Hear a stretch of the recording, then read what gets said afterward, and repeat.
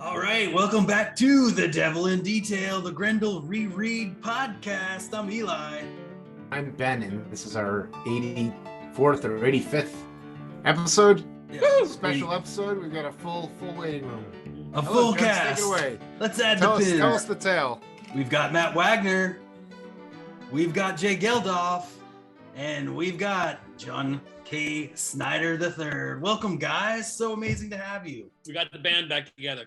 Yeah, we did. So Thanks great. for having us on board, guys. Oh, it's amazing. We have been so enjoying reading through this run, this arc. It's insane. These episodes have been so great. Yes, we just love it. Everyone, it always seems like people are they're really drawn to Eppy Thatcher as like the Grendel incarnation. It's his design, it's his Harlequin. But let's start at the beginning. Matt, how did you get together and how did you form this band originally with John and Jay? Well, I guess first we should talk about how we kind of came to this storyline, in that, we had the first initial three storylines: Hunter Rose, Christine Spar, Brian Lee Sung. Yeah. And, in those days particularly, I was constantly on the move to try and change and surprise not only readers, but myself with what we could do with this book. And I knew that this, just having the next person in line become Grendel, was going to wear itself thin pretty soon. So one day we were sitting around Bernie Monroe's apartment. We were almost certainly getting high. And Bernie asked me, could Grendel ever inhabit a whole crowd as opposed to just one person? And, when he says that, he's using the terminology as if it is an alien or a demonic intelligence all of its own. And I really try and make a point to never nail that down. Could be massive group psychosis, could be a kind of cultural zeitgeist that just kind of never lets go and has this tenacity and hangs on. But that was enough to spur me into an idea that, instead of having just the next person become Grendel, let's have it snowball and escalate and become much bigger. And, can he take over a crowd? Let's have him take over the world. Yes. So then over the course of those, what we call the incubation year issues, I had a lot to do to transform it from being an individual identity, into a much larger social phenomenon. And so over the course of those four issues, and, you could argue whether, I think we could all agree that those four issues, the reach kind of exceeded the grasp, but I tried to take it from being a personal vision to a corporate property, to a tribal identity, to a religious icon. So it grew and grew and grew, And so then I knew what I was aiming for, which was to have it become, the term Grendel become a social rank, a term that was used in the future world. But then we needed a transition period to get us to that, and this was going to be the transformative storyline that took us to that next stage. And I knew with all of the Grendel incarnations up until this point, it was always me reflecting upon something, like Hunter Rose was kind of a reflection, a little bit of wish fulfillment. I was a kid from a small town in the middle of nowhere, and had these dreams of grandeur, and wanted to be sleek and dashing and debonair like Hunter. For Christine's story, I had been dating a woman who had a child, a very young child, and so I got to see up close for the first time kind of a fiery, protective, motherly persona. After she and I broke up, I was very alone in the city and felt very isolated and very haunted by the memory of that relationship. That led to the story about Brian. Then after a while, I married into a large Catholic family. And I thought, I was raised in a very traditional kind of Protestant household, and I just found Catholicism really weird and, just so wrapped up in its rituals and its empty attention to details, So I really wanted to put the world through a lot of social upheaval, and I just figured naturally religion would rise its ugly head again and become just corrupt as it was during the Middle Ages. So that was the structure we had. As far as the next Grendel, I knew it had to be the opposite of what we'd had before. If you look at Hunter and Christine and Brian, they're all very focused individuals. Brian probably the least of it, but Brian managed to focus enough at the end of his storyline to kind of defeat Grendel. I knew this next Grendel just had to be an absolute agent of chaos, you know, and just this unfettered madman. Yeah. And even took it a step further to where this character was going to be addicted to a drug whose street name was Grendel. So I had kind of cleared, you know, not to a great degree, but I had talked a little bit about this with my longtime editor, Diana Schutz. And, you know, she knew we were scoping around for a new Grendel artist and or team. And this is the perfect point for me to toss it over to John to tell his story about how she contacted him. All right.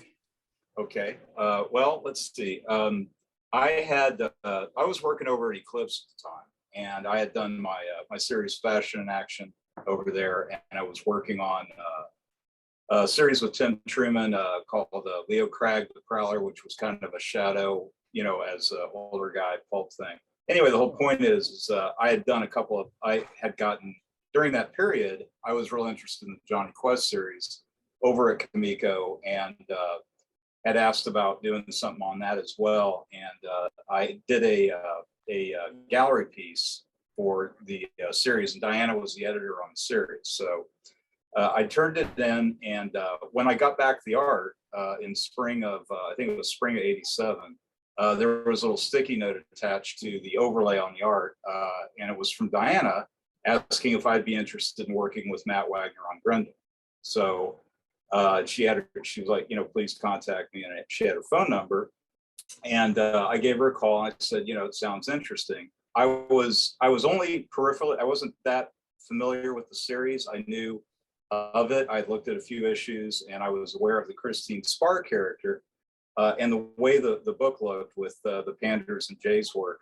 And I had this immediate assumption that it was going to be an extension of it was going to be something involving Christine Spar. You know, it's like, oh, I get it, Fashion in Action, you know, Christine Spar, Francis Knight, whatever. And Diana gave me Matt's number, and I called Matt, and I said, you know, the first thing off the bat was, I was like, so, you know, we're going to do something with Christine Spar, right? And he's like, no, she's going to be dead by then. And I was like, what? You know, the main character of the series is pretty. So that immediately piqued my interest. I was like, I got to work with this guy, man. Welcome to Grendel. Yeah, right. I mean, it was like, I was like, wow, this is, because, you know, this was a period, you know, we were like, you know, like 26, 27 at the time. And it was like, you know, this is like that period where you wanted to do something new and different. Yeah. And this was like something that immediately appealed to me, you know. And so I was like, great. And, you know, he didn't really have the specifics like he mentioned there yet. He was like, okay, hold on, you know, we'll talk later, you know, the summer. And actually I saw Diana and at that time, I was under the impression, just because I was doing all my penciling and inking all of it at that point, that, you know, I was going to try and pencil and ink the whole thing myself. At that time, I was working in this really I was kind of influenced by the whole Hugo Pratt European thing, and working in a real loose brush and ink style and all that on the Fashion in Action and Prowler stuff. But, you know, it was, you know, that was like 18 pages or so a month. This was going to be 26 pages a month, you know, and it's just it's a lot. And I saw Diana at Chicago that summer, the Chicago show, and Diana asked about somebody inking, and I, again, getting back to the Fashion in Action thing and that kind of high slick style, I thought it would be cool to ask, hey, can we get Jay, and Diana got a hold of Jay. I'm not sure exactly how that happened. And then Jay and I met with Matt at San Diego shortly thereafter, the San Diego convention. Because of course Jay was already a Grendel alumnus at that point, having worked with the Panda Brothers. Jay, wait, who contacted? I can't recall who contacted you about this specific arc and getting involved in the book again. Do you remember? Getting involved with Eppy run or the with Eppy. Yeah. After following the Pandas. I think it was a combination of John and Diana. I think John asked her, like, maybe at that Chicago con. Were you at the show too, Jay? Yeah. Yeah, I think that was the first time we met. Okay, all right, got it. Okay. So we met, so that's where talked that and hung out a little bit in Chicago. Got it. And then we made a point of meeting up with Matt in San Diego. Right. And then that's when a month or two later. Right. And then Matt can go back to then Matt, Jay and I met at the San Diego show, and maybe you should hand it back to Matt to where he started to lay out. That's where he laid out the. So we were as the fates aligned. We were all at the San Diego con in what year was that, guys? Do you remember? 87. 87. Okay. 1987. So I was quite busy at the show, but we decided, hey, let's get out of here to talk about this. So we went down the street to a Wendy's. And we sat there and had some shitty Wendy's food and chatted about the future of Grendel. Wow. Yeah. And, Jill Thompson was with us too. Yeah, Jill was with us. Jill Thompson tagged along for that too. Yeah. And I'll never forget, all three of you were just like, what the hell is he talking about? it was so different than what had been going on in the book already, and I can't remember exactly how much I had mapped out at that point, but I had ideas, about this being a futuristic thing where Earth had kind of resorted to a second Middle Ages. Religion had become paramount again and become incredibly corrupt. Boy, I can't remember. Did I tell you guys that the Pope was going to be a vampire at that point? I can't. No. Jay helped me a little bit on this. When we were at the Wendys and we had the little meeting, and Matt was laying out the basic, this is going to be the far-flung future. I mean, this was so it was at that point. It was I knew of the Brian character, I knew of the Christine Spar character, and some of that world, but this was going to be some sort of gigantic, major, dystopian science fiction epic. With a vast and completely all new cast of characters, which was really exciting, But it was enough for us to start working off of. And Matt had the idea that some of the stuff he outlined there, what he was talking about. We knew there was going to be an evil pope. We knew that there was going to be this crazed character who was, and none of the characters were named yet. But he had also had the idea for the street drug Grendel. Now, as I recollect, even in that meeting when we were all talking together, Jay, that's when we were talking about Eppy tying himself to the chair and cutting himself up. And I remember thinking about how he would finger paint the Grendel image on the table. But right away, Jay held up his hands like this and went, no, how about he slaps his hands down, So, and then Jay's like, how about he breaks his bonds and ties them around his, outfit, whatever. So guys, we can point out here for viewers that haven't read this story arc, to effectively take this drug, Grendel, in the future, you have to tie yourself down to take it. It's so right. It's meth times 50, it just sends you, it tweaks the fuck out of you, put it that way. Right. So Jay and I, that was a lot to work with right there. I mean, that was a heck of a meeting. And it wasn't very long either.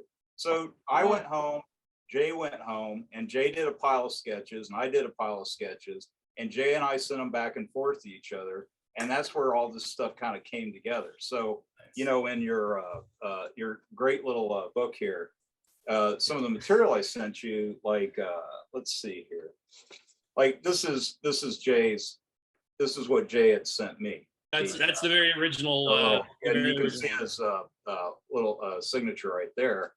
And then did you actually dip your hands in ink for that? Or those I actually did it in red gouache in my sketchbbook. Wow, cool. That's awesome. So, and I was coming up with and I had this idea for the covers, where it was going to focus on one aspect of the characters, each personality of each character. And so, and again, this is really small. You guys can show it on the screen maybe later, but I sent Jay a little doodle of his idea of this, you know, for this on the front and the little cutout at the back. And then Jay's remaining covers, he took and did his own thing from there. But anyway, let's talk about that a bit. The covers, you know, if everybody goes back and look at those original covers, it was the main image. First of all, Kamiko always had wraparound covers. So the main image was a giant blow up of a detail from a small illustration that was inset on the back cover. So you got this big image glaring out at you from the front, and then you had to turn on the back to see what that was in the context of what that was, a larger illustration. And part of why all that do those covers huge too. Yeah, right. The size they made us do those originals. I never understood why. You know, they were. I mean, they were like this. Yeah. Here, you guys. Here, I'll show you something. Here, I've got it on my table. Here's the Pell and Cross one, so you get an idea of just how big. Yep. Wow. So, but the key here is that with this, what we were aiming to do with this enormous labyrinthine story, you know, with literally a cast of thousands. To make that work, we needed to start laying down some structural framework, you know, and that even extended to how we treated the covers. So that motif we just spoke about, that ran through all 10 covers, and that really helped to focus things to a great degree. We needed that kind of structure to make sure that just didn't get so chaotic it didn't make any sense, you know. Yeah, and there are always covers that relate to the story, so there's like content. Yeah. The mystery is unpacked by that deliberate structure. So then, as these guys started sending me these initial developmental sketches, you know, I started coming up with more of the storyline and such, and we hit upon the idea of the fact that we would have a point of view change in a very regular fashion as well. So there would be 2 chapters that would basically be from the point of view of the above ground characters of the character who becomes very significant in the story, Orion Asante, and his interactions trying to resist the influence of the corrupt church and the corrupt pope. And then every 3rd issue would be from the point of view of, you know, the crazy new Grendel, Eppy Thatcher, and the corrupt cop, Pell and Cross, as he's weaving his own machinations through the storyline as well. So we'd have 2 issues one way, 1 issue one way, 2 issues one way, 1 issues one way. Then all that kind of come together in a jumbled mishmash in the very final double-sized finale. We were real ambitious back in those days. Well, there's always something too, like not only are you pushing the envelope storytelling wise artistically, but there's always like some hook in the storytelling, some hook in the cover that is just different and new for each run, which I love, which like pushes me in my own. That was, you know, again, when I decided to take on the challenge of doing a monthly issue or a monthly series, you know, I was like, I got to keep mixing this up. I can't just let it coast on its own steam, you know. For the very base reason that I thought it would get boring to me, you know, and I had to keep it interesting to me, and that meant switching it up all the time. Yeah.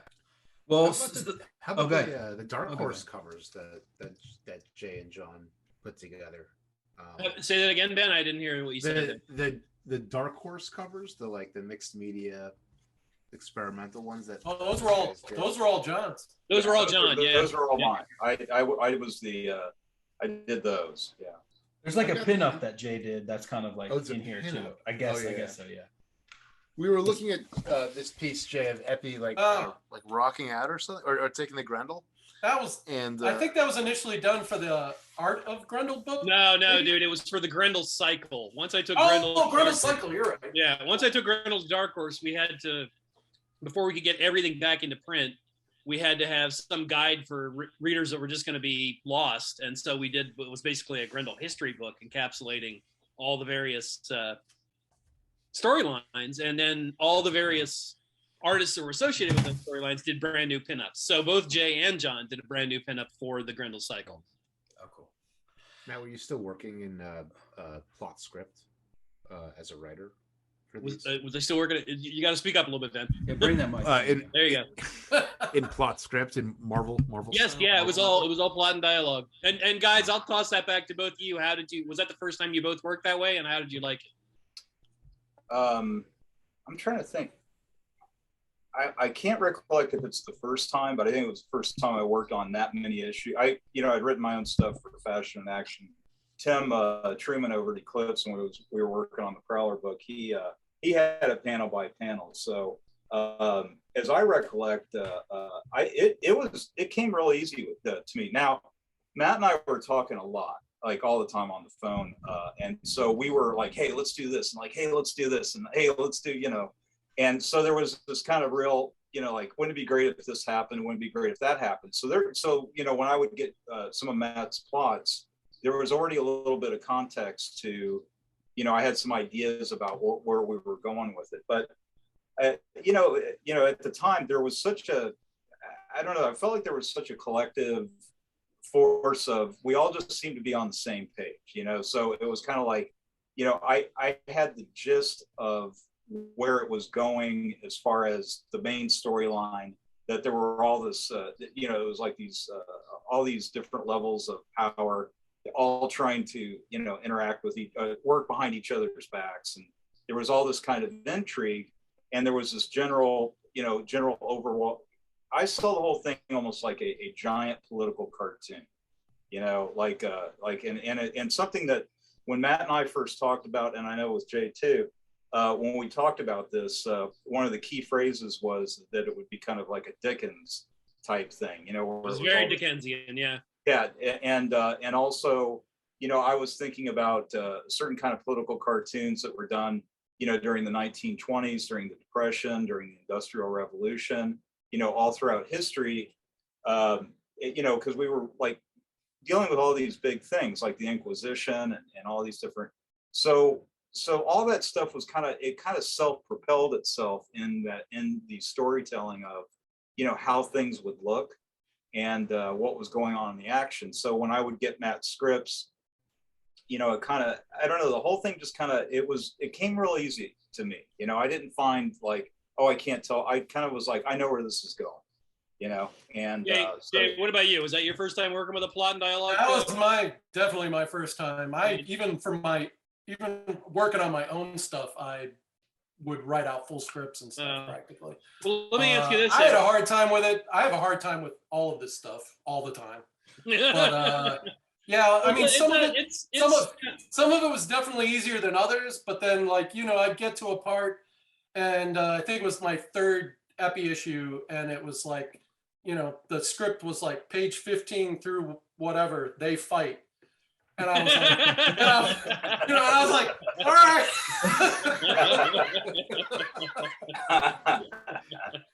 See, I love that guy. I'm like, great. Let's fight. Yeah. But that's, Jay makes a good point there in that, when you're reading comics, it goes down so easy. It's so smooth to read comics, and when they're done right, it's fucking hard work, and it's a lot of work. I always point out to young wannabes, if they come up with their moms and their mom says, she or he really loves to draw. What sort of advice do you have? They love comics too. My first bit is like, well, it's a lot of work. And if you're going to do this, you need to draw every single day. And, if you were a high school athlete, you'd understand you'd be training every day. And if you were a high school musician, you'd understand you'd be practicing your instrument every single day. The same is true of drawing. Yeah. Because you think about, again, I'm speaking to a young person here. You think about you doing a drawing in your sketchbook or whatever.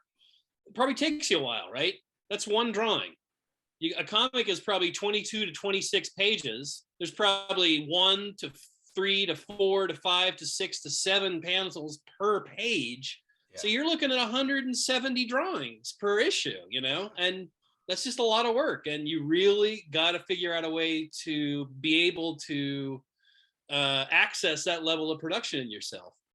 And yeah, it's a damn serious endeavor. There's no two ways about it, you know. Matt, Well, it's really how about, interesting. Oh yeah. Well, go ahead, Ben.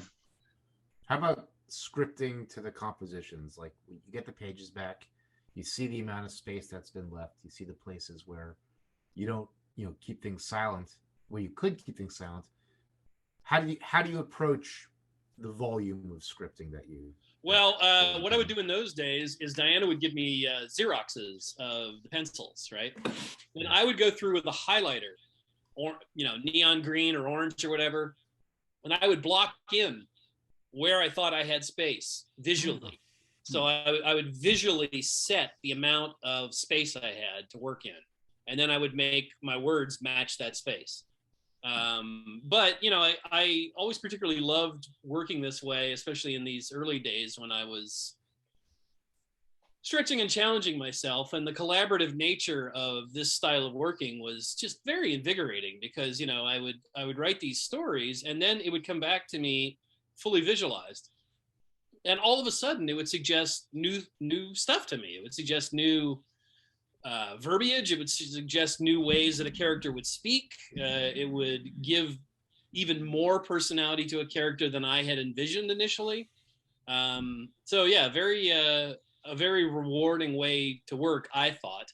And I've said this before, part of my reason for approaching stuff like this was I had a certain moral outlook on it, which is that if I wanted this ironclad level of control, what I would term an Alan Moore script, absolutely every little detail mapped out in the script, I can draw. Morally, I should draw that. Shouldn't, the only reason to do it with another artist is to leave this collaborative door open and get the energy flowing back to me as it's flowing to them. Right.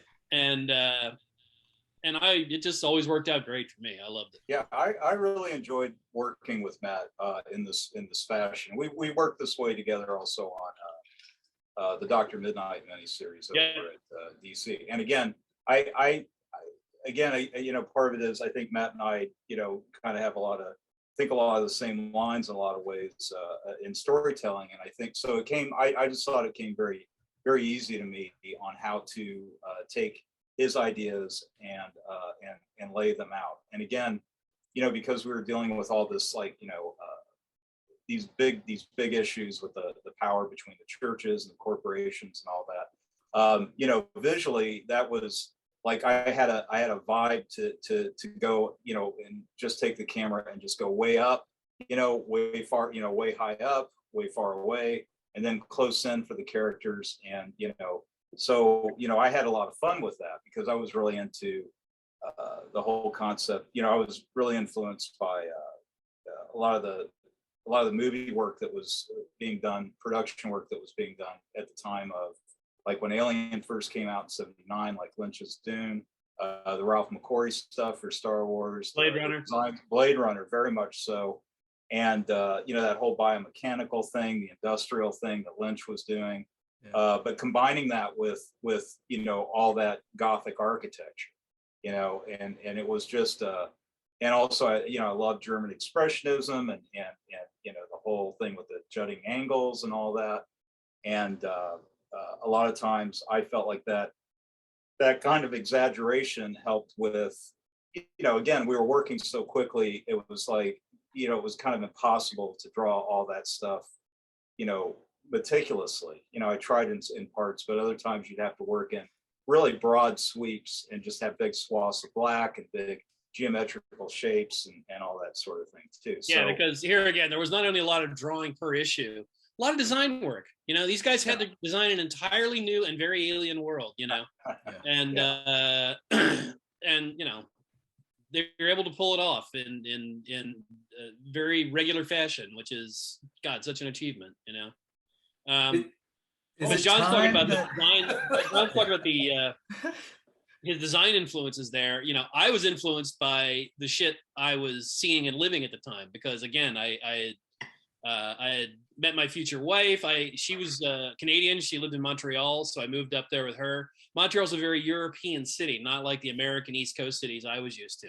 Right. So I was kind of melding the two things, you know. And one day we were downtown, and there was a huge cathedral downtown that was up on stilts. They were entirely redoing the foundation of the cathedral, and I just thought, oh man, this is fucking weird. So that's what led me to this idea that, you know, this self-aggrandizing, power-hungry Pope, the giant Vatican Church was always being constructed and always being ratcheted up, just little by little by little, you know. Yes.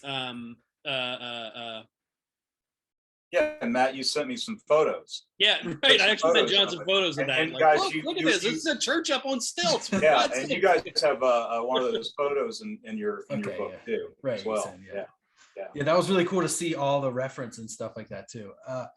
I'm wondering too. You're saying like it took you know there was not enough time. You guys were working really fast. You were all creating together. Did you all create the idea and the look of Eppy, which is now something that people love so much? Was that something that came from your mind, Matt, or is that something you guys tossed around? The blue and the I don't think I gave you guys much instruction other than that he would be, you know, chaotic. You know, again, John said Jay came up with the bindings, and I think Jay, you came up with the tattered raggedy. I think John mostly came up with the cloak and everything, maybe.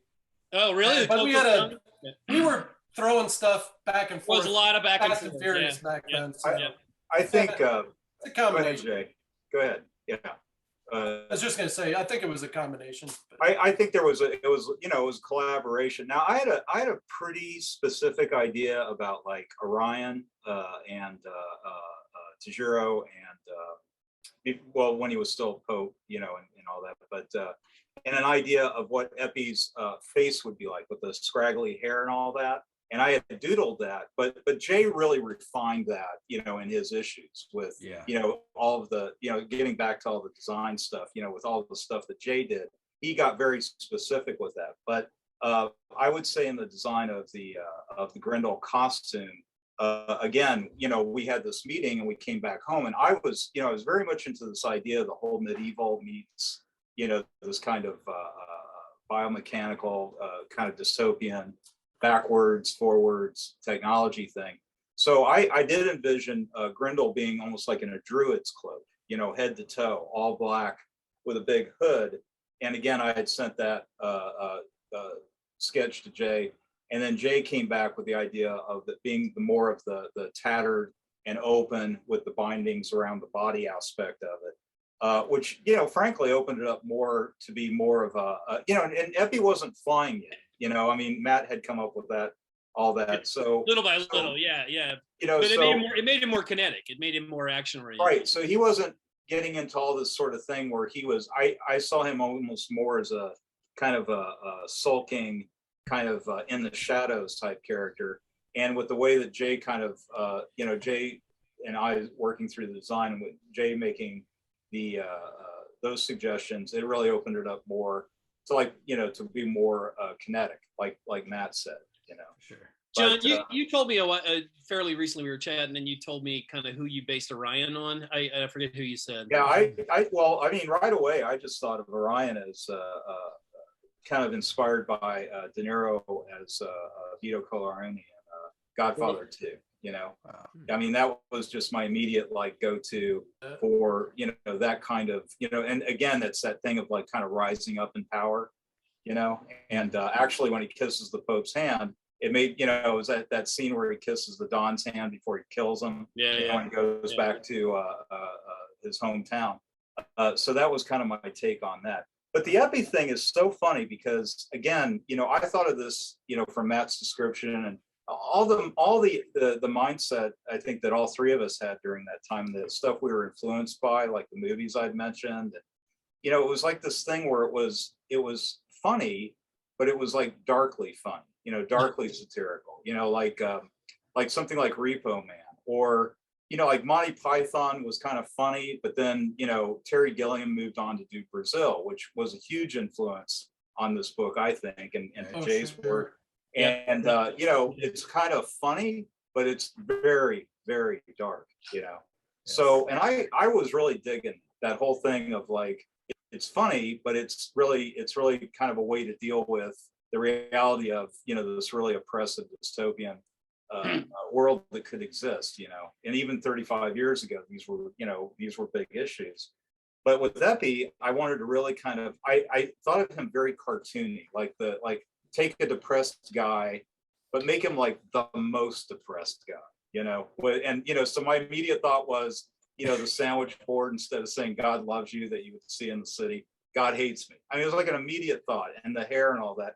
You guys in your podcast, you mentioned the SLC punk thing as kind of an influence. And, you know, again, that movie didn't come out until the late 90s, but it is about like 85. And that's definitely, you know, that is definitely a spot on. You definitely picked up on that, where it's like, I think punk always has its roots in poverty, you know, like it did in London when it first started out. Right. But, and even here in America, you know, it wasn't like people had cool punk clothes. I mean, you could buy cool punk clothes, but they cost a lot. Everybody kind of had to do it yourself. And it was really kind of born out of poverty a lot. Yeah, because people forget the whole look with the safety pins. That was not a fashion statement. That originated with Richard Hell in New York. And he was literally pinning his clothes together because he had no money, and his clothes were falling apart. And he was using safety pins to hold his shirts and pants together. Right. So John's right in that there can't be any rich punks. Right. So, you know, by the time we were doing this in 87, you know, the whole scene had really, you know, it was the original rush of it from like the late 70s, early 80s had really kind of worn down. And it was really kind of a, I look at it. Well, it had become prepackaged. You know, it turned into New Wave with the big hair. And he had a lot of, you know, just like you had post hippie era casualties kind of wandering about. You had like post punk casualties wandering about. So, you know, I kind of thought of Eppy and that's so the SLC punk thing is really like, I love that, because that is totally right on. And really looking back on it now, our whole run and Eppy and all that, you know, that came out between 88 and 89. You know, it's like, it's only like 2 years later, Nirvana and grunge is like the thing, you know. And I almost think of this as, I look at Eppy, I remember the first time I saw the Smells Like Teen Spirit video, like in he looks so it was like, oh my God, it's Eppy. Yeah. You know, it was amazing, you know. And you know, that was definitely one of those moments where you see something and you're like, okay, everything's going to be different now, you know. And so, you know, again, getting back to the design and working out all this stuff, I think we all had a lot of similar influences, and there were different things going on. But Jay, you were a huge you know, with the way you were doing the technology with the Eppy stuff, that was all very influenced by, like, I was gonna say Jay's knuckly, like his craggly Eppies and all the dream sequences. Yeah, sorry, go ahead, Jay. Yeah. All those movies. Also, a lot of artists that were big faves at the time, like Sienkiewicz and McKeever and all those guys crept in. No, just a lot of, you know, that one page that has the I think it's the third or the sixth issue. It was the Jay Viewpoint issue. There's that one vision he has of this giant Grendel monster swarming out of. That was right off. That was one of the when we did our. That was one of the original sketches. You had that when we did our initial like, 3-page I'm putting that in there. I've since even redone that again, like for. Yeah, we're not letting that go to waste. No, that's I was pretty proud of that idea. And I love the fact that it was kind of like I was trying to like bring in like even the history of Grendel, maybe even went back further than Hunter, even just as a at least in Eppy's head or whatever. And you know, while we're speaking about design here, you know, when you talk about the design of Pope Innocent of Tajiro. So him in all those robes, well, he looks really just like Tajiro in all those big giant kabuki robes, you know. Pretty much, yeah. There's hardly any difference at all, you know. So that's when the reveal happens. It's like, well, of course, you know. Right. And I love in the final episode, in the final issue too, you see him as the cat come into what John K and I were talking about. He looks like a Jerry Garcia style dude, and he's in Berkeley, and oh my gosh, I love it. And speaking of this photo one, batching on the speaking of Jerry, a different Jerry, you just that was a band. That was a Montreal band. They were originally from Edmonton, Edmonton, Alberta, which is right out in the middle of the plains, you know. And they were this strange political, religious rockabilly band that I just loved. And Bernie Moreau and I used to go see them all the time. And they had this song called "Pusher for Jesus." Yeah. And I was just like, I gotta get that in there somehow, you know. So I went to one of their shows and I sat around and drew what they looked like during the show, and then sent that to John with notes about, you know, how they all stood, and you know, if you look on YouTube, you can find it's Jerry and the Sons of Rhythm Orchestra. You can find some video. I've actually been listening to it since last night, a bunch. Listening to some of their right albums. Yeah, it's on. Some of it's on Spotify. There's a video with this with like a photo from Grendel. And, it's a really? Oh, yeah. Cool. Oh, yeah. Somebody put it up with this issue, this page. Oh, right on. After the issue came out, Bernie and I went to see them, and I managed to like get him over to our table, and I showed him the book and everything. And nice. He didn't know dick all about comics, but he was impressed. He pulled over a friend of his who was into comics, and that guy was even more impressed. So nice. That's just awesome. Like through the. Oh, go ahead, Ben.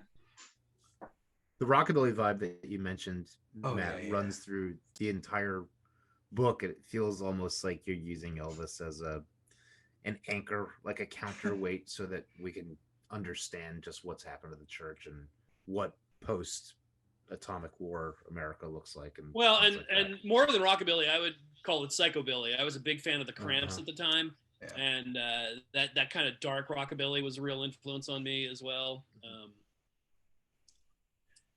Is that why you decided to bring Elvis into it like that? I mean, was there thoughts about other? Did either of you guys remember how we got Elvis on Mount Rushmore? I can't remember. It was mostly just that. It just seemed like a natural progression. This is what it would come to: is we wouldn't be honoring our political leaders anymore. We'd be honoring, you know, pop stars in this way. And holy shit, look at us now.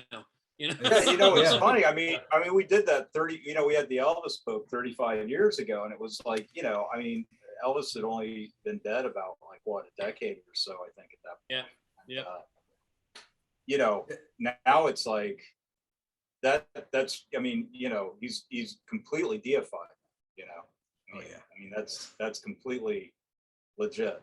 And in the same way that it seems like Grendel, you know, as we move along, and Grendel became like the movies we see in that one issue, and there's that entire entertainment industry that's built on these like Christine Spar films, and you know, Ben and I talk like, are the comics a reflection more of these films, the unreliable narrator, you know, like, is now the TV show actually what the real life Grendel was? And you know, we have all these tales, you know, like, but I like that we can't nail it down. I like the ambiguity of all that. You know, it's perfect. That keeps us questioning it every time, you know, as the host of this show, or as trying to figure out where it all lands. You know, it's like, it's so much cooler, like, and with the character development of all these things, especially Orion, who we see go through this major change, his son, and you know, repurposing the sun gun, and you know, all this great stuff. Like, did you have a plan originally? I know you guys talked, you know, in the Wendys sessions, but was there like, did you know where it was going to go? I don't think I had Orion in my head as a character at that point. I don't think I had Orion in my head as a character at that point, but I knew that there needed to be some leader that would like the straight man kind of. Well, like a Hitler. You know what I mean? Like somebody that, you know, somebody that would absolutely transform things and marshal together these forces under a collective symbology, you know? Yeah. We compared him to Hoffa a few times. Does that land, or is that way off? You're saying we did in the cast? Yeah. Oh, yeah. Well, yeah, any charismatic leader like that, you know? Sure.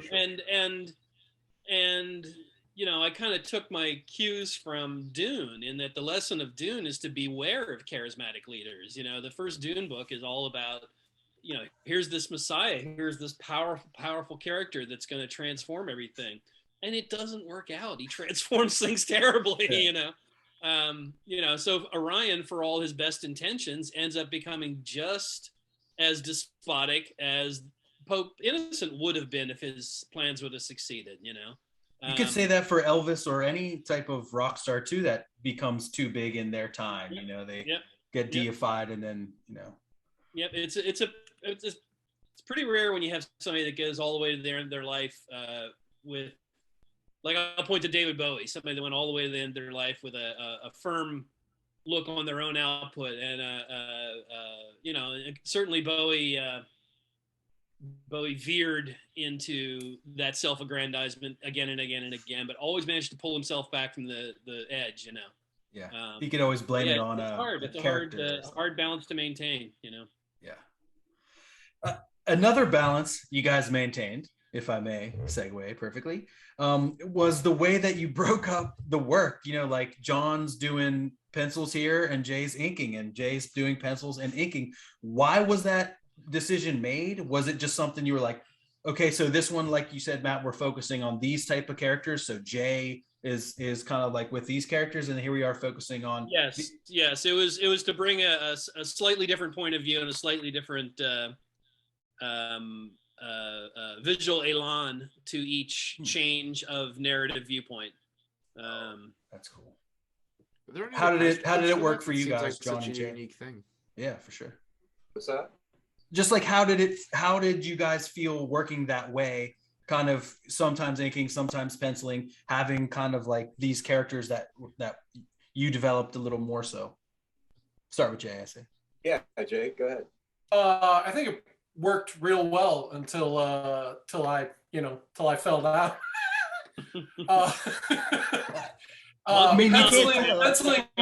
Penciling one of those issues. I was young, I was super slow, and all the drawings were super precious, and I took forever on my penciled stuff and ended up getting behind Toot Sweet. And that's when we brought Bernie in to to ink and help catch up. And I thought, like, oh, do a couple issues, I'll be able to catch up. I was never able to catch up. As I said, monthly comics, it is a cruel taskmaster. Just killed me. Especially for trying to reach for the stars every single time. I mean, every 6 to 8 months we were reinventing everything from the ground up. Yeah, I was really going after those issues, and it's not like Batman, where you come on to Batman, you know what Batman is, you know what the Batcave looks like, what there's slight variations on the theme, but it's the same shit over and over and over again. Yeah, we were literally making up everything fresh in every single panel as we went. Yeah, that's a good point. Yeah, and you're asking about what was it like, or what did it feel like, or whatever. And the truth of the matter is that it is moving. The production is moving so quickly. You really don't, it's almost like you don't have time to sit back and think. You really don't have that moment. Isn't it doesn't? It's like you're gone before the paint's dry. You know what I mean? It's like you're on to the next thing. And so there really wasn't a kind of a way to gauge it. It almost was like, and I think there's I think to a degree, it's so funny. This is like a balance that is so difficult to achieve, which is, what's the right amount of time? Because, you've got the production time, and on a monthly book, that's it. There's no fluctuating. And I know at that point in my career, in that period in comics, and working with Diana Schutz, the editor, there was the idea of an issue being coming out late was not even a concept. It was like there was no way that was going to happen. And as far as I know, coming into comics during that period, everywhere, I mean, Marvel, DC, everybody, I mean, they would reprint something. They would have a fill-in issue. It could even be art from another book. Well, I will point out that that was still in the days when Marvel and DC still were almost exclusively newsstand distribution. So there was just no option. You had to ship something that month. Period. No other option. So the whole thing was I know on my end, I was involved in a 10-issue run on something, so I was going to be involved in the whole run, and so there wasn't, and and it was, you know, it was really tough because, you know, I think Jay, well, you know, like Jay was talking about the, you know, doing his drawings and said, Matt was giving us so much cool stuff to draw that you really wanted to spend a lot of time on. Oh, yeah. And it was just not, and it was, you know, with the scope of the storyline and everything. At the same time, that bastard, look at all this shit he gave us to draw. Disappearing Ben all of a sudden. But I didn't really think of it that way. I just thought, again, it's hard to go, you know, again, it's to get back into that period. It was almost like I was so caught up in the story and I was so caught up in the momentum that it was almost like I was more interested in, you know, how the layouts were and then the direction of the story and the strengths and the weaknesses of, like, you know, where it was going with the plot. And as far as the actual refined art, it was like, you know, that was really my failing, you know, at the time, because it was more like crude but effective, I think, was kind of what was the best I could hope for within the time constraints. And you know, it was like, you know, at that point when we had, you know, when Bernie stepped in, again, you know, I look at it all now and it's like we had the concept of what it was going to look like when we started.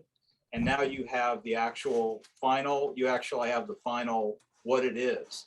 And it's been what it is now for like over 3 decades. So that's the thing, you know, that is, it's not like what was it, what would it have been like? It's like, this is what it is.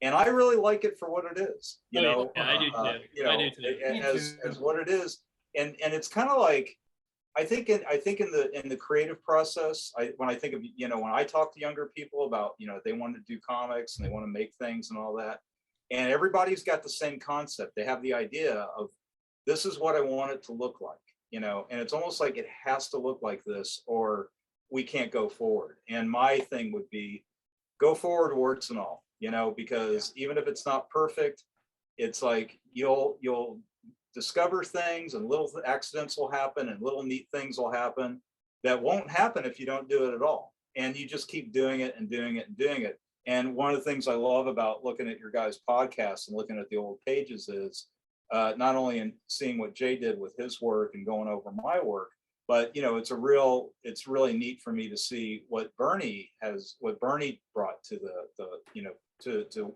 working over my work and seeing how all that worked together. But anyway. But you know, it's for all that you're mentioning there, John, about the fact that you're only going to get it so developed, and you know, it's to meet its deadlines and to come to actual fruition. You know, you can't spend forever and a day on it. You know, additionally, as we said, it was Dickensian, and when I used the term labyrinthine for this storyline, that was true. Again, we had a whole bunch of characters. We had 3 different narrative captions, and then we had this side thing with the, you know, the diva princes, where we had to try and show 4 different characters talking in the dark, and you never see their faces, and yet we have to know who's speaking, you know. And then we had those that rat strip. Right, the rat strips and the animal, the animal 2 guys, the animal icons. You know, yeah. we had all this other subtext running in addition to this like super complicated crap that was going on. Yes. But that, you know, with the rat and everything, you know, and the various, you know, animal stuff that takes place in the other issues, you know, I really wanted to, in this world of the future that was, as John said, so biomechanical and so overflowing with the detritus of humanity, you know, just too many buildings, everybody's crowded in too much, you know. We had to have something organic going on there. So I came up with the idea of having these basically animal totems, you know, that would kind of be this small infantile representation, almost a cartoon of what was happening in the overall narrative, you know. Right. Yeah, and I love those. I thought those worked out great. Yeah, me too. That fucking rat. The rat even makes it into like the descriptions, like in the Kamiko blimp section, you know, like it's a main, you know, it's a main story. Yeah. I loved it. It's really great too. Like you guys are talking about the warts and all, but like you guys might be the only people that see that stuff, you know, especially me reading this story for the first time. Maybe it was like 10 years ago or so. I don't see that. I just see this amazing art, and I just see the comics that I love.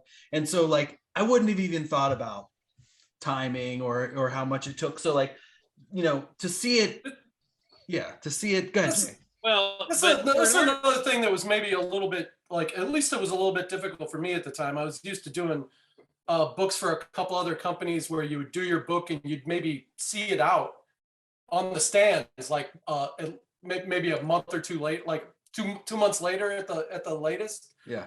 Kamiko had us working like, at least we were on all the books. I think we were at least 6 ahead, maybe. Yeah. Something like that. So we did the bulk of this run in a vacuum without anybody seeing it, but like us and some people. That was Big Boy Comics. You know what I mean? Yeah. Is the kind of indie punk zeitgeist of, we're going to put a band together and we're going to do a show next weekend. Where this, once Diana got into Kamiko and got a production schedule in place, it became evident that we had to work much farther ahead to make these ship dates and everything. Yeah, right. That's what the Panders had mentioned too when we talked to them about it. The same way, they were like, it was so far ahead. Now, it was so far ahead, but you guys still had to meet the deadlines. Like it wasn't absolutely. Like you had 6 months. The deadline is still short for us. It's just far ahead of the actual publication date. You know? And of course, all that has to do with, when you're working with a printer, you have to reserve press time. And if you blow your deadline and they have to rearrange it, they charge you more. You pay a fee. So the profit margin in comics was already such that publishers didn't want that to happen. Yeah. So you definitely had to make those deadlines. Yeah. Was it pretty open with Kamiko, because they at this point they trusted you, Matt, and there wasn't really much. They didn't rein you in at all. You were basically able to create this world however you saw fit. Is that true? Or nobody's ever reined me in. Fuck that. Fuck yeah. We fucking rein in Matt Wagner. That's a great way to work, though, man. A little bit, when I've worked for the bigger companies, but if you really look at everything I've done for the larger companies, for DC particularly, I've never really done anything for Marvel. Right. I'm always working with editors who knew me and trusted me and would just leave me alone. Archie Goodwin, Bob Schreck, Karen Berger. They were, occasionally they'd have to come to me and say, well, we can't do this for X, Y reason, but boy, damn rare. And that's just because they knew just if you trust somebody's creative vision, let them run, don't try and steer them or rein them in, as you said. Yeah. I mean, it's truly bananas that you're allowed to live that way. And bananas brings me exactly to my next question. The bananas were great. So what the fuck was with the bananas? So the whole thing with the we did the research too. It's the potassium you can actually create. That's the scientific end of it. I was like, there's got to be something. Metaphorically, it was just more cock. I mean, the whole pursuit of power is this giant phallic projector in my mind. You know what I mean? Yeah. So you have the giant cathedral, and he has building this giant fucking gun at the top of the giant cathedral, and it's powered by bananas, Yeah. And he wears this giant dick shape on his head, I mean, it just it wasn't. I thought, we're not going to be subtle here. We're just going to pour this on by the gallon, Wow. Till it bleeds. I remember when Matt and I were on the phone, we were talking about the banana stuff. It was just like, that was kind of like, we were just like, I can't wait to get this in the storyline. That's like, I'm going to do a banana advertisement. I love that banana. That's Matt's, drew the banana for that. Right. Man, I love that ad. And the Velvet Underground cover with the banana. Yeah, that's what it was inspired. Yeah. Okay. And that was what was, you're asking about being reined in and all that. See, that was the thing I really loved about working on this. It was like we would talk and be like, wouldn't it be fun if we did, this and like stick this in the corner and stick that in the corner. If you look at Jay's issues, oh my God, everything, you'll see so little things all in the corner. It's just like throw that in there, throw that in. That was the whole bit, the sequence where Eppy's on the street and there's an Elvis proselytizer and a chunk of a satellite comes down and chops off his arm. That was do you guys remember Skylab, one of the initial space stations? It lost its power and fell to Earth. I wove that in there. And dude, the world building too that you did, I know you were talking all this, but the bazaar and that whole area that you saw and all the products, the Pope, the broom handle that was the Pope, and the now that you say all the dick stuff, it was, the broom handle was his dick. He was like, and a friend of mine, who was it, somebody had been to Rome, somebody I knew, and I can't remember who this was now. But, surrounding the Vatican is this giant marketplace of merchandise. It's exactly like it's exactly like the Grateful Dead parking lot. What? Say it again. Like the Grateful Dead parking lots, probably like that. Yeah. But no, what I was going to say is it's exactly like the marketplace of moneylenders and such that Christ drips down when he comes into Jerusalem. Yeah. And here it is. It's back and it's sanctioned. Yeah. And I just thought, well, that's fucked up. So we've got to get that in there too. The other thing was to try and portray things that would seem to be anathema to our social reality, but weren't always so and might not be so again. Like, for instance, our big hero, Orion, Asante, who seems very noble. He fucks both of his sisters. Right. In a duplication of the way a lot of aristocratic houses have behaved in every culture throughout history. The kind of insular, keep it all within the family sort of thing. Don't bring in outsiders. Don't bring in bad blood. I'll never forget when I told these guys, okay, these are his sisters and they're his lovers. And that too, they were like, what the fuck is he doing? And it was talked about, the reason they did that was because there was a pandemic and they had to stick in their bubbles. And that's another perfect thing that lined up for these days. Yeah, it was also, if you look at the Trump clan, it's also just like, keep it all tight. Don't let any outsiders in, It's amazing how much more this story echoes and reflects. Yeah, it's fucking awful, isn't it? Wow, it really is. It is amazing, isn't it? 35 years later, it's crazy. I said to John the other day, if you read that first page of chapter 1, you read the description of where society's gotten to, it's pretty depressing. It's kind of because again, this was too many mirrors. We were going so far out. This was like supposed to be this really, just like if it's gonna make a point, go 10 times past how bad it could actually get, and then it's like and there you are. Is it? And we got here 6 weeks earlier than I intended to. Oops. Oh, I can't believe it. Yeah. Oh, man, it does seem like, and even in the incubation years when it's more in industry based, it was like that all that stuff too is like eerily similar to the final episode of that, those 4 issues where all the drugs have the little friendly, user friendly names. Holy shit, turn on your TV, they're all that. Yeah. Yes, it's like their car names, they're just made to sound like, ooh, I want to take some Lunestra. Or all these like weed strains, or all the I can go buy Jerry Garcia weed now, or Willie Nelson. Like, they all have their like, right. And that would have been satirical at one time, but that's absolutely right. But Kiss produced coffins. Do you remember that? Yes, the Kiss coffins. You could buy super expensive Kiss costume coffins, caskets. Buried in a Gene Simmons casket. Holy shit. Your night in Satan's service always kept. Yes. Oh man, that's just, it's amazing, guys, to talk to you guys about this, to really round it out, especially, to break ground on this new, a completely new way to envision our character that we love so much, Grendel, to see it in a completely different way, to see it become the drug, and to know where it's going right now. It's like, it's incredibly interesting being produced in such a unique and intense way. It's not 18 pages, and you've got all these people coming in, and we haven't even talked about and as John said, we were living it, baby. We were deep in. Yeah.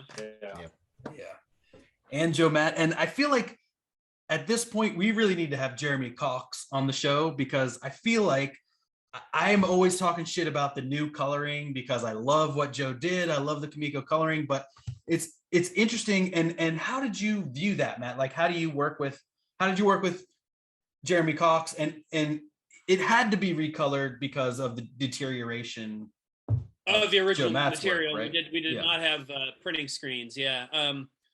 Additionally, we were just addressing a different marketplace. The market had changed at that point to where that sort of hand painted, very the word I'm looking for here, kind of Art Nouveau, Rococo sort of vibrancy just didn't quite apply anymore to that marketplace when we republished them. And everybody wanted to see all the computer tricks. It was like the Image era, the kind of shiny, flashy. Yeah. I mean, I wouldn't be surprised to see, 20 years from now, maybe we recolor them again. There's nothing to say we can't do that. Hell, DC does that all the time with all the old books. I mean, yeah. Mm-hmm. You got a pretty good colorist that you train in there. Live with. I mean, who I feel like really combines the ethos of the old stuff with the new stuff by doing the digital. Well, he literally grew up with it. So, yeah, exactly. Working super good. Yeah, it's amazing. Brennan's work is He was actually going to come over and say hello, but I don't think he has. Yeah. Brenny, Is he there? Yeah, he's here. He lives here. Oh, okay. All right. Brennan. His studio's down at the end of the hall. I mean, at this point, it's amazing. I definitely want to get a hold of Jeremy Cox and talk with him a little bit. And it was sweetheart. You'll love him. He's a very very good guy. Nice. And it was really great for us to talk to Joe, Matt, and get to hang out with him a little bit and really learn about. Now, learn about everything. Everything. Yes. There he is. There he is. Hey. What up, dude? Hi, guys. Hey there. What's up, man? Going. Hey, who we got here? John. Yep. Hey, Eli. Ben. Nice. Jay, say something so we get to see you. It's me. There you go. How's Hi, it Jay. going? Hey, this is my son, Brennan. It's nice to meet you. Hi, Jay. Your script is awesome, man. Here, and turn around. Look what Bernie's repping here. I got a little Grendel action on. Grendel season one. Wow. Season one. For the writers of the show. That's awesome. Oh yeah. Oh wow. Holy great. shit. That's awesome. You guys. Take it easy. Take it easy. Can't wait till the Netflix Grendel merch store opens up. Yeah, those beanies were, of course, all the they went and did, they filmed in Vancouver, BC, and they did about, I think, 10 days to 2 weeks of pickups in New York. So what that means is they go to New York and they film just a few shots in front of iconic stuff like the Flatiron Building or near the Empire State or whatever, just so they can weave those in and flesh it out a bit to be more New Yorky. And of course, all the LA actors were complaining about the weather in both Vancouver and in New York. So the showrunner got them those toques, the I Grendel New York toques. The final battle with Argent is like you had a particular building. Like, did they actually? I guess we can't really talk about it, but it was like that was like a specific building that happened on, wasn't it? It was in the book. It's the Masonic Temple on Broadway. I don't even know if that's real. I just made that shit up. I do that all the time. None the wiser. I think me and Ben were actually like Googling, like where is this gonna be? There's another Masonic temple. Somewhere else. Yes, maybe. Yeah, probably, yeah. I just thought, having this battle, on the rooftop of the Freemasons just seemed perfectly apt. Sense. Yeah. I guess one final question I have. Oh, go ahead. There's a Masonic temple in my town. If you get Craig Russell's adaptation of Coraline. Oh. The house that he used in that is actually the Masonic temple. Oh, no shit. Check that out now. Cool. They're always like spooky, interesting buildings, I feel like. Oh, geez, yeah. The one in my hometown, too, is like the oldest building, the strangest building. the one with the weird catacombs underneath it. Yeah. It's like if you stand in this corner of this room, you access this energy, you know? Uh-huh. The giant eyeball comes out from this. Oh, great. So great chatting with you guys. It's been amazing. You had a final question. You said I did have one. Yeah. I mean, if you guys have any specific questions, I mean, please feel free to I know, ask. like back then, obviously it was much harder. It wasn't just like, let me email this scan. Like, were you guys living in close, like at all, or it was like, yeah, it was. No, I was actually in Colorado. I think I was in Colorado and Jay was in Ohio and I was in Montreal. Yeah. Okay. I was in Montreal, but so was Bernie and so was Joe. Joe Right. and Bernie lived together at that point. They were just like a couple of subway stops away from me, so I would go over there and hang out quite a bit. Yeah, I mean, so we were all kind of in a bubble outside of, and I think Jay and I would talk occasionally, but Matt and I talked quite a bit actually. But I think when Matt was in Montreal, I don't know if we talked as much. I can't recall. But I was saying to somebody the other day, this was, when I was growing up, I loved comics, but I never envisioned myself having a career in comics because it was so insulated, there was no overnight delivery at that point. There was no FedEx. yeah. There was definitely no internet where you could just push a button and send your art zooming over to somebody. Yeah. So you had to be centered around New York, which is where all the publishers were. And, when you did a job for DC or Marvel, most of these artists lived in Jersey or Pennsylvania or Connecticut, and they would take the train in and they would go to the offices in person, pick up the boards in person, take them home with their deadline, bring them back in person. Yeah. With the advent of overnight delivery, which is how we did all of our stuff in those days, that was still brand new and fresh. FedEx, US Mail, Express Mail, that was all a transformative thing, Yeah, especially as Kamiko was in Pennsylvania, which was even like another that part too. Yeah. Yep. Mm-hmm.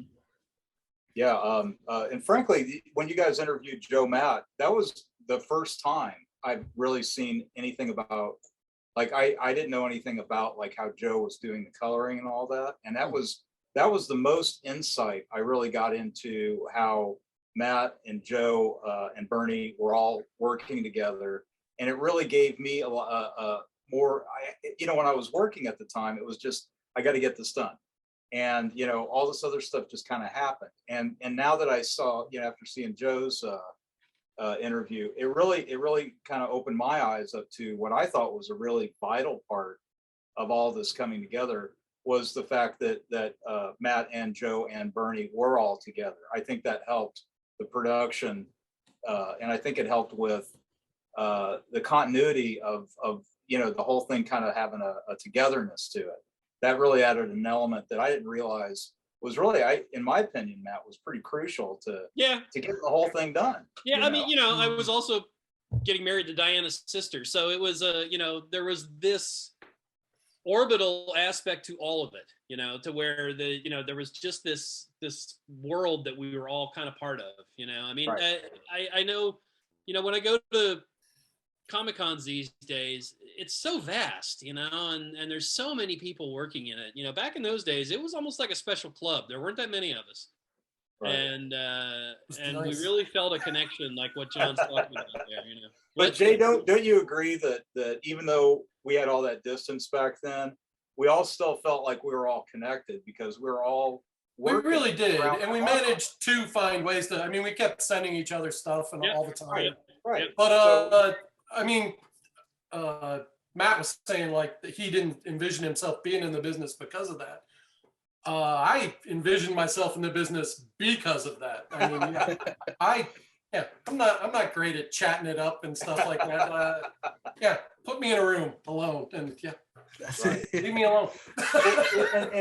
No. I mean, Jay, I dig what you mean there, and that's most comic artists. That's a vital aspect of comic artists. You got to be like that. You got. Oh, and I mean, you. But I meant even today, you got to be that way. Unless you're. I didn't grow up around New York, and unless you were around New York in those early days, it wasn't going to happen.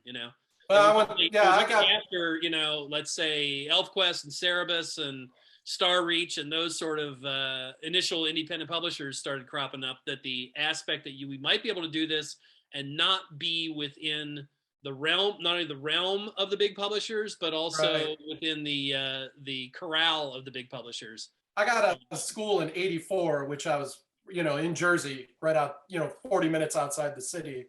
So yeah, we were trucking our butts. Yeah, you were a QB, right? You went yeah. I went so did they took you up to New York? You went to visit the offices and all that shit? Oh, we train stopped right in Dover there. So you just hopped the train and you were straight in. That's neat. Walk your way over to the offices.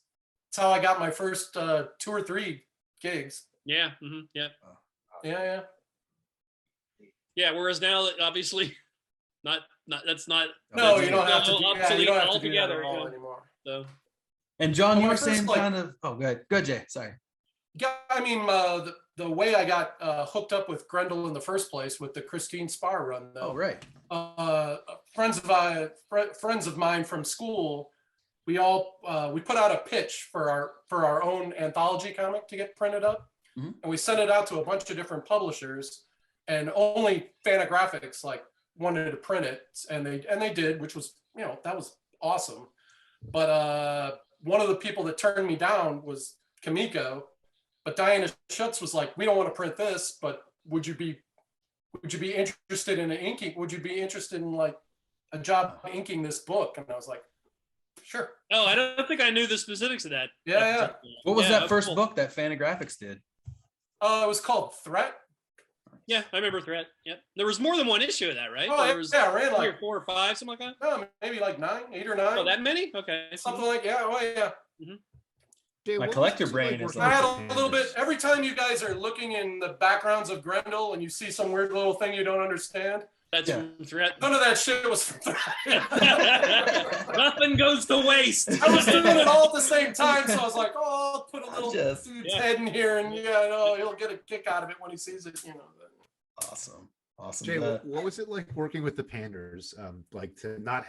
To have 2 collaborators that know each other inside and out, and to kind of have to find your way into that energy?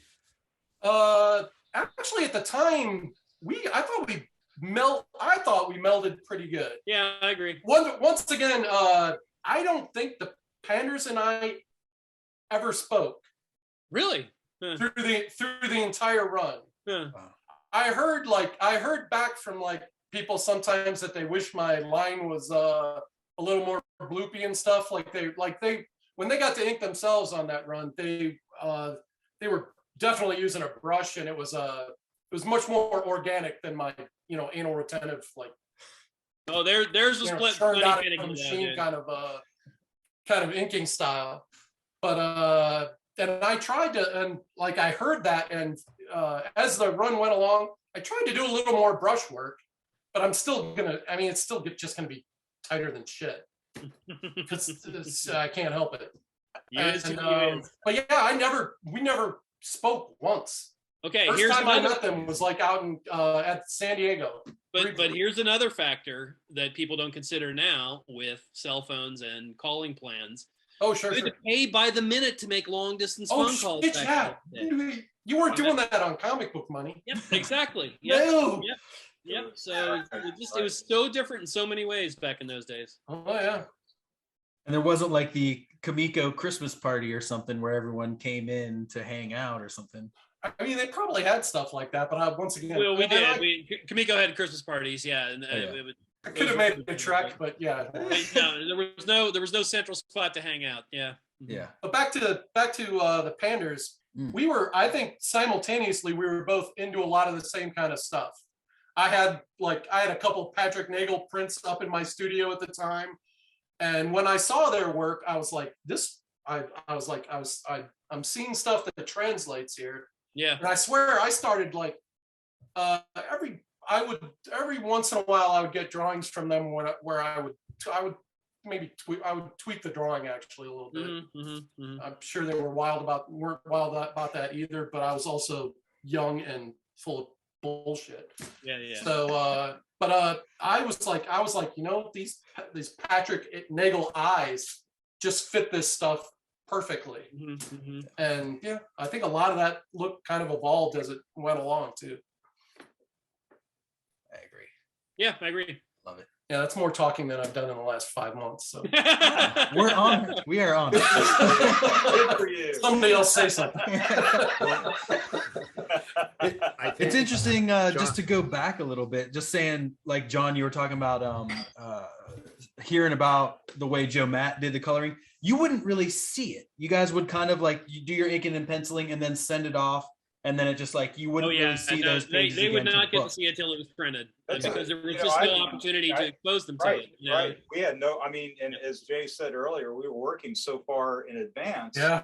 that, you know, we, you know, I mean, I remember, I hadn't really thought about that. It was. But a there's considerable also amount of just, time. again, the limiting physical mechanics of how production was in those days. For Yeah, them to see those colors, we would have had to print those colors on a color copier, Yeah. then overnight them to them, all of which just too expensive. Right. Oh, We just sure. weren't going to do it. Yeah. So Did yeah, you even it get was- the proof from that? which Or is was it? why it was advantageous that Joe and I lived near each other. So I was there Right. being the overseeing influence on everything. Okay. You know, I'd go over there to Bernie and Joe's apartment every couple of days and check out what he was doing and go, yep, that looks good. You know. Okay. But you know, looking back again, you know, because as soon as I finished Grendel, I got right on working on Suicide Squad with John Ostrander and all the various people that I worked with on that.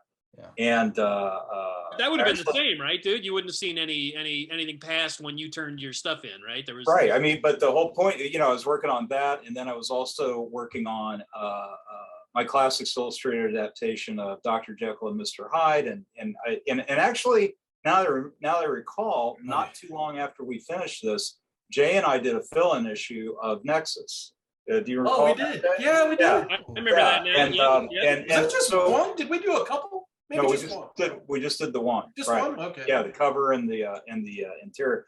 But the Okay. whole point is that I know for me, you know, I was working on so many different things and producing so much material that it was almost like the comp copies would come in the mail and it would be like, oh, right. You know, it wasn't like I'd been waiting. Completely It's a little anticlimactic, right? Yeah, it was It's almost like I did that 6 months ago. they're here already, you know, Yeah.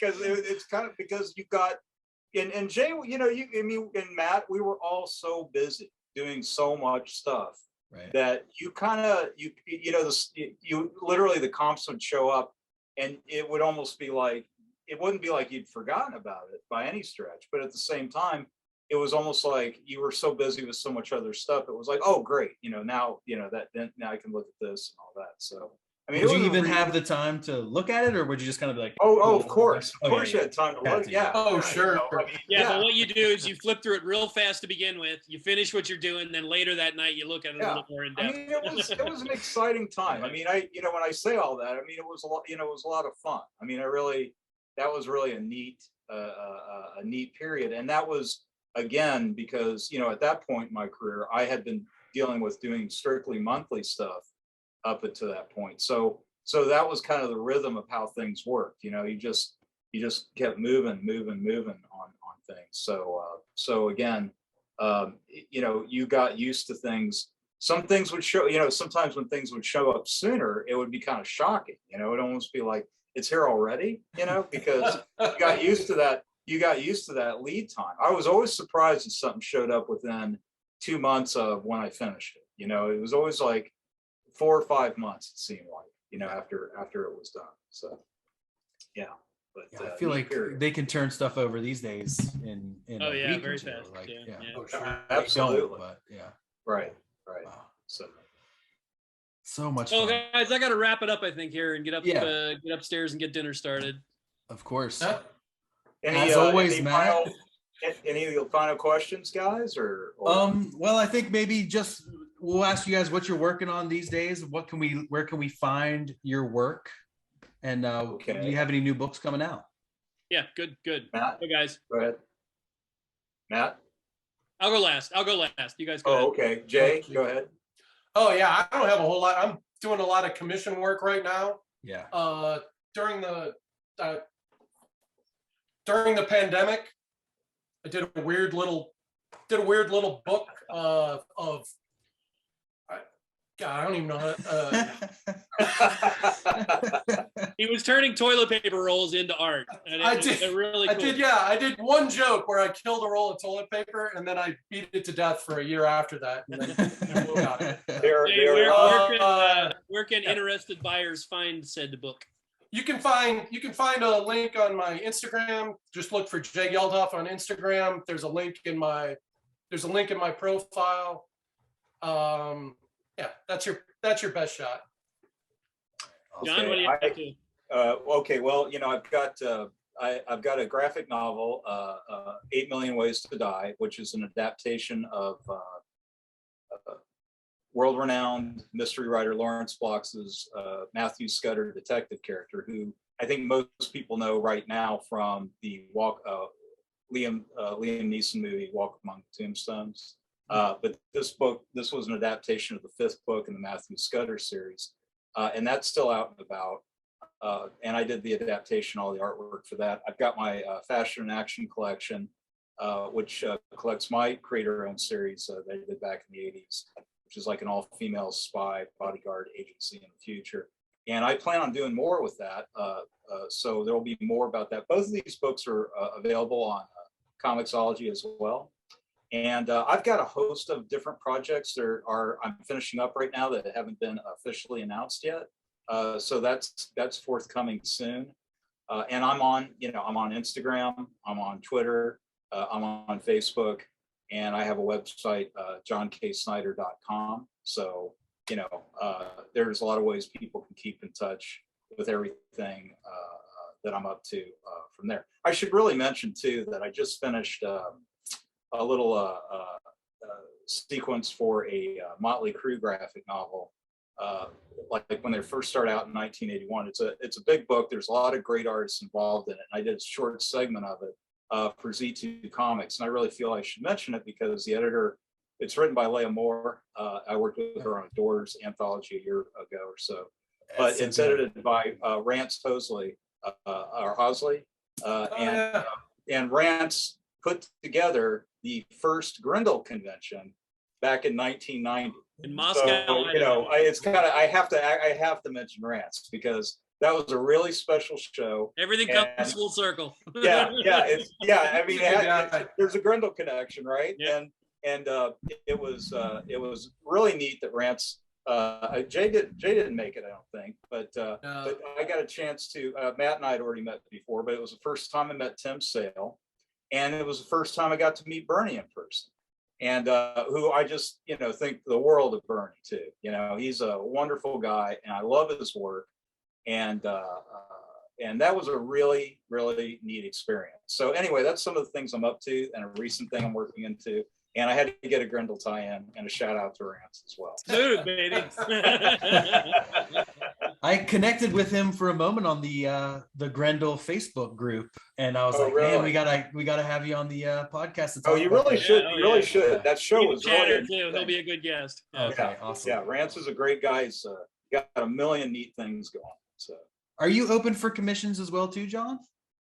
Yes, I am. And okay. Again, people can contact me via Facebook or my website. And I do commissions. So, and I'm totally open for doing Grendel, Eppy, etc., that sort of thing. So if anybody is interested, feel free to drop me a line. We can work something out. No problem. All right. And that's the same for you, Jay. Hit you up on Facebook for. Yeah, Facebook, Instagram. You can, however you want to message me, I'll get you in there. And yeah. All right, awesome. All right, Matt, what you working on? I got this little Netflix thing in the works. We got a little show. I will, if nobody has seen the announcement I made on Facebook, they just wrapped filming a couple weeks ago, like I said, in Vancouver, BC. It's going to be 8 episodes. It looks like it'll be towards the end of the year before it premieres, according to our showrunner, Andrew Dabb. Netflix is notoriously slow and meticulous with their editing process, so they take their good time making sure everything's exactly right. That's all right. I'm working on. We had announced that I was going to be doing the sequel to Devil's Odyssey, the latest Grendel series featuring Grendel Prime, which would be a 3 new series, all under the collective title of Devil's Crucible. But plans have changed, and I am working on something super cool and unannounced yet, and will tie in to the series, to the Netflix series, and it is badass, and it is nothing that anybody is expecting. So, what? Into the Grendel verse, featuring a team of all the Grendels into space and time. How did he know? Drop his mic on that. I will say it's damn cool. Brendan is coloring it, and Awesome. and I this is always a good indicator. He comes over in my studio, and he just said the other day, "Damn, Dad, you are just knocking it out of the park with this." So yeah, it's you'll hear about it soon enough. And then of course there's going to be just a flood of Grendel merch too. I've been designing some new stuff for Dark Horse Direct that'll be coming in coordination with the series as well. So great.